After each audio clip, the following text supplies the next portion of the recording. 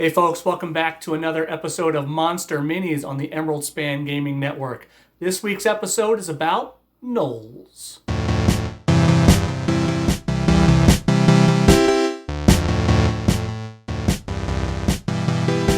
See, the Gnoll Society, because they're a sentient creature, can really tell a lot about what your world has to offer and what's going on.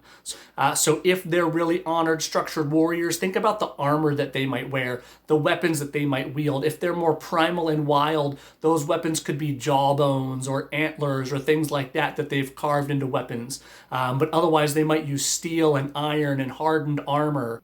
If those knolls are really traditional, maybe they're also super tribalist in their art and their body decoration. So you could have different kinds of piercings and fur decoration and adornment, and maybe it's pieces of bone or metal through the skin and through the ears and stuff like that that really symbolizes, you know, their lineage or what tribe they belong to or which pack they belong to.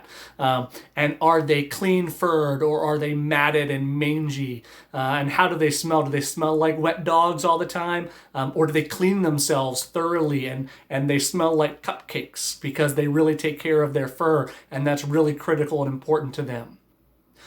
You could also treat them like Jaffa or honored warriors. Maybe they have a really deep-seated code about what combat can look like and should look like, and they won't engage an enemy unless that's actually true. So maybe they really are one-on-one, and they set up a ritualistic fight circle or things like that as the party might encounter them. So rather than your group invading their camp to try to attack them in the middle of the night, maybe the knolls hold them to some sort of bargain and say, you've got to fight us in the day in our pit, and that's how you're going to get the spoils of war from us.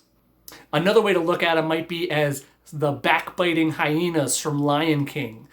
So there's tons of infighting and there's tons of jealousy and undercutting one another, similar to how dark elves in Menzoberranzan behave in the Underdark, right? So there's caste systems and there's cliques and other groups that are working to gain power and control. And this gives your players a really sort of diplomatic, charismatic angle to play off of. So maybe they have to fight some knolls, but maybe other knolls they're able to ally with and can work with to bring down a larger enemy.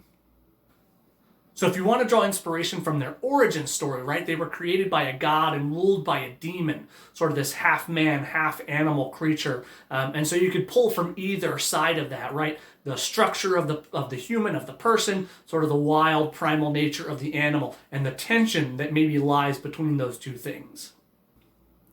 As always, check us out on Twitter, and you can hit the subscription button and a like button below to get notifications of our next videos as they roll out.